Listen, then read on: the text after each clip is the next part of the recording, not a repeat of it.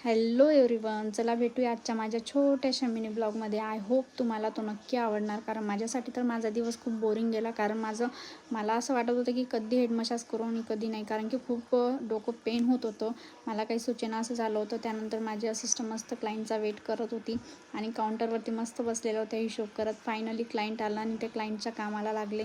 त्यानंतर मला खूप जोरात भूक लागलेली होती आणि मी त्यांचाच डबा शेअर करून घेतला, कारण मी घरून जेवण वगैरे करून नाही आलेली होती.